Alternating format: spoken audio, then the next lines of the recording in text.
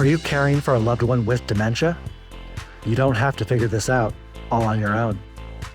Welcome to Truth, Lies, and Alzheimer's, the show that helps you reimagine a new relationship with your loved one, a relationship a little more free of stress and anxiety.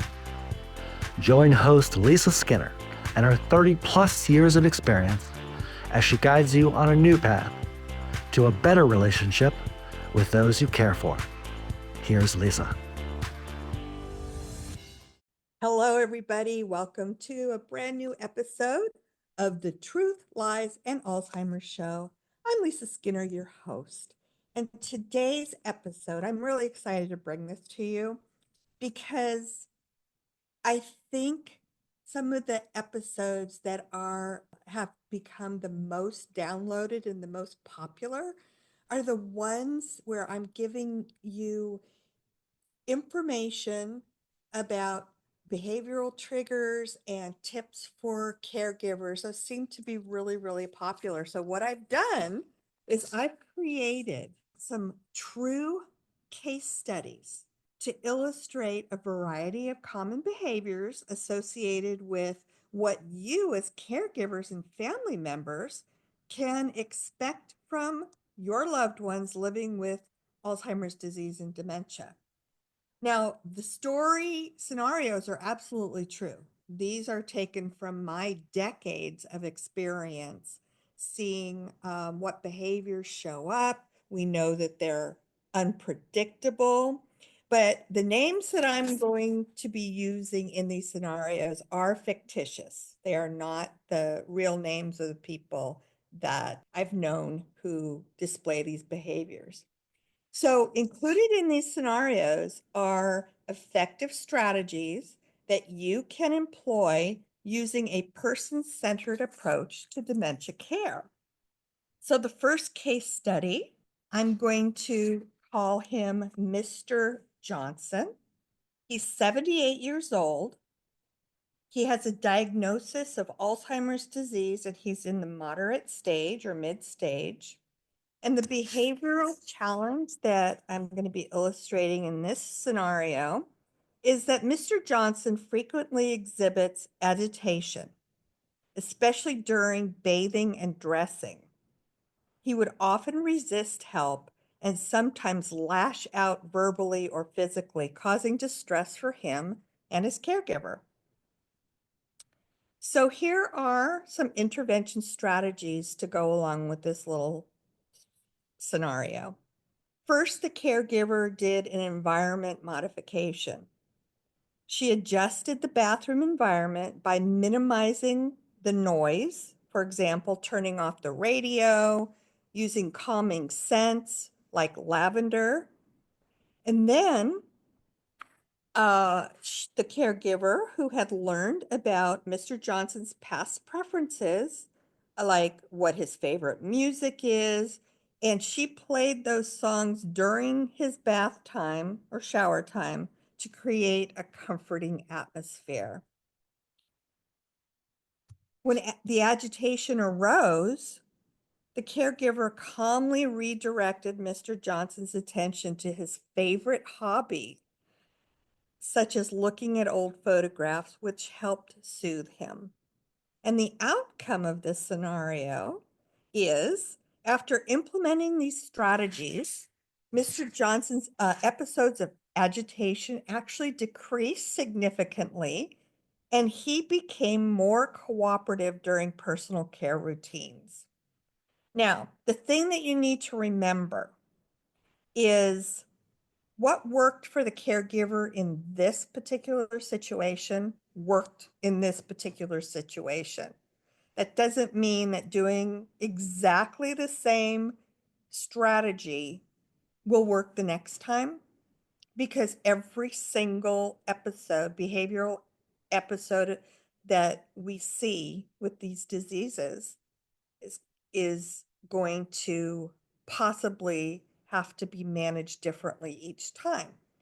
But as I've said before, and I can't overstate this to you, that the more of these strategies and techniques you are aware of, the more you will have to try to actually de-escalate the situation. So this is one of them. If you experience your person displaying agitation and aggression. So the second scenario, we're going to take a look at the behaviors of withdrawal and isolation. And this woman's name is Mrs. Davis. She's 82 years old, and she has vascular dementia, early stage. Mrs. Davis had become increasingly withdrawn, avoiding social interactions and activities she once enjoyed. Family members reported that she often sat alone and expressed feelings of extreme sadness. So here's your intervention strategy for this situation. The caregiver, knowing she should encourage social engagement, organize small group activities with familiar friends to foster social interaction, starting with short visits to prevent overwhelm, which is something that can realistically happen with dementia. Then she incorporated familiar activities like knitting groups, book clubs, emphasizing Mrs. Davis's interest to stimulate engagement and conversation. The caregiver provided praise and encouragement.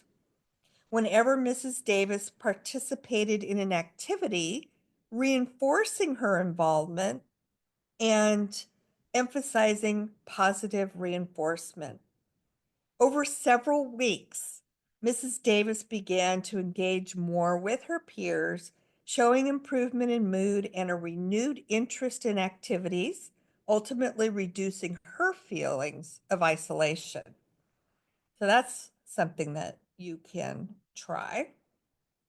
I'm going to share 10 case studies with you so I don't overwhelm you with information, because these are all different scenarios. And I think that would probably be a comfortable number for you per episode. So the next behavior that we are going to assess is wandering and disorientation, which are other common behaviors that we frequently see in certain people who live with Alzheimer's disease and related dementia. This gentleman's name is Mr. Smith. He's 75 years old. He has mixed dementia. It's more specifically, he has Alzheimer's disease and vascular dementia happening simultaneously. Now, the behavioral challenges in this scenario is that Mr. Smith often wandered around the house. He wandered around his neighborhood, showing signs of disorientation and confusion. Now, this raised safety concerns for his family, which stands to reason. So here are some intervention strategies for you to consider if this happens to you. This caregiver installed safety locks on the doors and windows, but created a designated safe space within the home where Mr. Smith could explore freely without risk. This is an excellent approach. A structured daily routine was implemented, helping Mr. Smith anticipate daily activities and reducing his need to wander, another proven technique. Then, when wandering occurred, the caregiver would gently redirect him to a favorite activity, such as gardening or puzzles. He loved to do puzzles to keep him engaged and focused. So the outcome in this scenario is, with the new safety measures and structured routine, Mr. Smith's wandering actually decreased significantly, and he felt more secure in his environment. The next scenario, we're going to take a look at what you can do if you are seeing a display of mood swings and depression. And poor Mrs. Thompson, she's 80 years old. Her diagnosis is Alzheimer's and she's in her mid stage. And unfortunately, Mrs. Thompson experiences frequent mood swings, often transitioning from happiness to sadness within very short periods of time. Her caregiver noted that she expressed feelings of hopelessness. So, the intervention strategy that this caregiver implemented for this situation is she introduced art therapy sessions, allowing Mrs. Thompson to express her emotions creatively, which helped reduce her mood swings. Family members were encouraged to visit regularly, engaging Mrs. Thompson in conversations about her life and her interests, which lifted her spirits. This caregiver collaborated with healthcare professionals to assess Mrs. Thompson's medications and ensure they were effectively managing her symptoms. Another thing that always should be checked into, because some of the behaviors that we see in people with dementia could actually be a result of reaction to their medication. If they're overly medicated, not medicated enough. So that's something that you always want to take into consideration. So the outcome for Mrs. Thompson's story is that she did exhibit fewer mood swings and reported feeling more positive, showcasing the effectiveness of creative expression and social support. Love it. So the case studies that I've shared with you so far exemplify how understanding the underlying causes of behaviors and applying tailored strategies can lead to improved outcomes for individuals living with Alzheimer's disease and dementia. I'm moving on to the next story. This one seems to be a point of frustration for most family members and caregivers. It's repetitive questions. And we're seeing this displayed by Mr. Lewis. He's age 79. His diagnosis is also Alzheimer's disease, but he's in the early stage. So this actually does show up in the early stage of dementia in some people. And Mr. Lewis frequently asks the same questions over and over and over again in the same conversation, often becoming frustrated when he didn't receive a satisfactory answer. And this is key. They will continue to ask the same question because they want to, in their mind, have a satisfactory answer. And if you don't provide them with that, they're going to keep asking you that question. So here are some suggested intervention strategies in this situation. His caregiver learned to respond calmly and patiently, providing the same answer while reassuring Mr. Lewis that it was okay to ask questions. She created a chart with key information about daily routines and family members, allowing Mr. Lewis to refer to it instead of asking repetitive questions. Then, when Mr. Lewis became fixated on a question, his caregiver redirected him to engaging activities such as playing a game or looking through a family photo album and discussing what was in each picture. By implementing these strategies, the frequency of repetitive questioning decreased, and Mr. Lewis experienced less frustration, leading to more enjoyable interactions between him and his caregiver. Next one, nighttime disturbances. Now, this happens frequently, and I'm sure a lot of you already are aware of that. And in my story today. The woman's name is Mrs. Martinez. She's 85 years old, and she actually is living with Lewy body dementia. The behavioral challenge that her caregiver is dealing with right now is that Mrs. Martinez often experiences confusion and restlessness during the night, leading to significant sleep disturbances for both her and her caregiver. So here was the intervention strategy for this particular scenario. The caregiver established a bedtime routine by implementing a calming bedtime routine that included soft music, dim lighting, and relaxation exercises to signal that it was time to sleep.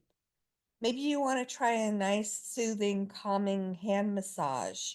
I've seen this work a million times. Just take some lotion and just do a gentle, relaxing massage as part of the new bedtime routine. I've seen that work miracles. The environmental adjustments that she made were putting night lights throughout the home to reduce confusion and anxiety when waking up in the middle of the night.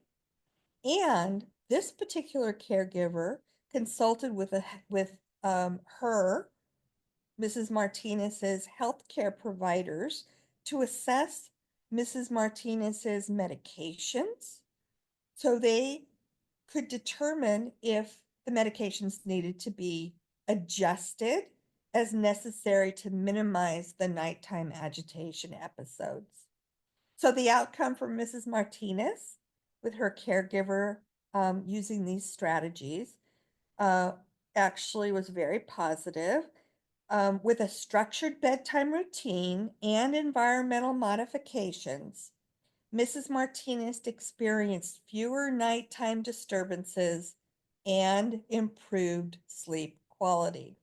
Hopefully, they'll work for your person too if you find yourself in this situation.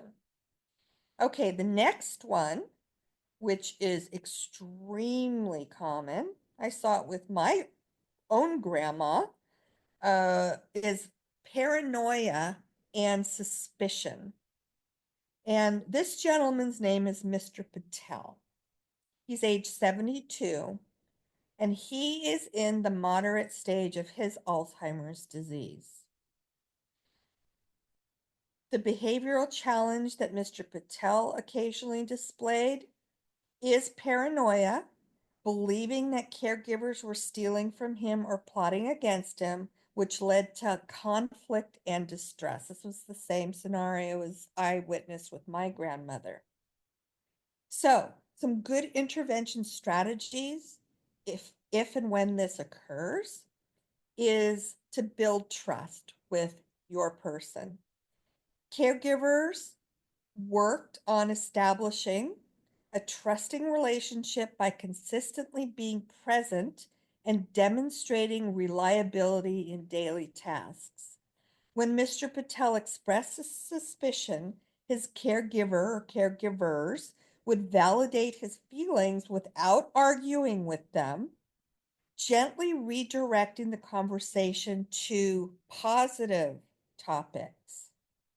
The caregivers also involved Mr. Patel in decision making regarding his belongings, allowing him to feel in control. This is very important, and very secure within his environment. So the outcome for Mr. Patel was that over time, his feelings of paranoia diminished as trust was built with caregivers, leading to more peaceful interactions and positive outcomes. Got a couple more, and then we will continue with this in future episodes. This one happens probably more frequently than we would like to admit, but it does happen and it's unpredictable, just like all the other ones that I'm sharing with you. And this one addresses inappropriate behavior. And this is coming from Mrs. Jenkins. She's 83 years old, and she has frontotemporal dementia. These inappropriate behaviors are common with frontotemporal dementia because that brain disease attacks our thought processes, our ability to reason things out, and to use judgment about things. So here's the challenge. Mrs. Jenkins began exhibiting socially inappropriate behaviors, such as making crude jokes or comments that were out of character for her, causing discomfort among family members. Another common behavior, you'll see a person with especially frontotemporal dementia swear like a sailor. That's very common. So here are some intervention strategies if this occurs. First of all, you want to understand the behavior. Caregivers who have educated themselves on frontotemporal dementia and its impact on social behavior recognize that these behaviors are not intentional. They need to set boundaries. So, in other words, the caregiver for her calmly addressed inappropriate comments, explaining why they were not acceptable, but she maintained a very supportive tone. When inappropriate behavior surfaced, as in Mrs. Jenkins' case, her caregiver redirected her to engaging activities such as arts and crafts to focus her energy positively. And the outcome in Mrs. Jenkins' case was by establishing boundaries and redirecting her focus, Mrs. Jenkins exhibited fewer inappropriate behaviors, resulting in a more harmonious family environment. And that's what our goal is, of course. So, case study number 9. This one is going to illustrate fear and anxiety, which we had another intervention for anxiety. This one is fear and anxiety. And this is Mr. Thompson, I'll call him. He's 76 years old, and he too has mixed dementia. So he has more than one brain disease happening simultaneously in his brain. So that's a double whammy, of course. And this resulted in Mr. Thompson experiencing heightened anxiety and fear, particularly in unfamiliar environments or during transitions, leading to panic attacks. So here are the intervention strategies that this caregiver used. We call them familiarization techniques. The caregiver gradually introduced Mr. Thompson to new environments, allowing him to explore at his own pace while providing him with reassurance. The caregiver taught Mr. Thompson breathing exercises and mindfulness techniques to help him manage anxiety when it arose. This was a calming strategy that she used. And by establishing a consistent daily routine for Mr. Thompson, that helped reduce his unpredictability and helped him feel more of a sense of security. So the outcome for Mr. Thompson was through gradual exposure and calming techniques, his anxiety and fear decreased, allowing him to engage more comfortably in his various settings. And then finally, number 10, I'm going to name this lady Mrs. Wilson. And Mrs. Wilson's 81 years old, and she's in her moderate stage, the moderate stage of her Alzheimer's disease. And Mrs. Wilson often displays emotional outbursts, often crying or becoming angry over minor frustrations, which leaves her caregivers unsure how to respond. And they come out of nowhere. So they got to figure out, okay, what was the trigger for that? And then how do we manage this? So, uh, as far as identifying triggers, it is helpful for the caregivers to keep a journal to track when and why emotional outbursts occur, identifying specific triggers such as changes in routine or unmet needs. Keep that journal, and then you'll probably start seeing patterns to what triggers these emotional outbursts. So it'll become easier to um, avoid them once those patterns are established. Her caregiver learned to offer comfort through gentle touches, reassuring words, and validation of Mrs. Wilson's feelings during these episodes. They engaged her in calming activities like listening to soothing music. Mrs. Wilson loved gardening, so they would go to the garden and start some gardening activities. This helped her express her emotions in a much healthier way.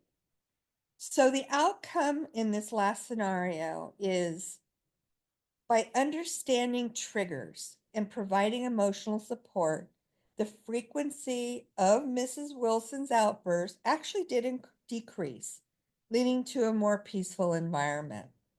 So these are true to life examples of things that do show up unpredictably most of the time on a day-to-day basis for your loved one who's living with Alzheimer's disease, dementia, and other brain diseases, and for caregivers, and will give you some very strategic tools to use to help turn the situation around to a positive outcome.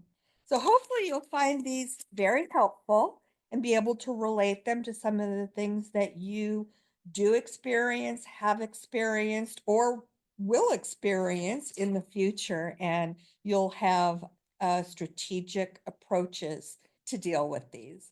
So that's our episode for today at Truth, Lies, and Alzheimer's.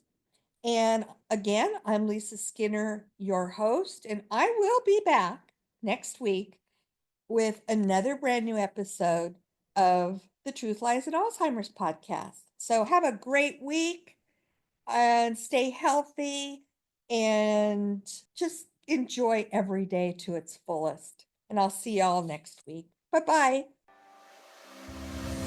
Thank you for listening to Truth, Lies, and Alzheimer's. We hope you found something in today's episode that helps. We understand that caring for a loved one with dementia can be the challenge of a lifetime, but you don't have to do it alone. If you're ready for exclusive access to even more great content and resources, head on over to Facebook and join Lisa's Minding Dementia Support Group. We're a community of like-minded caregivers, and we're here to help.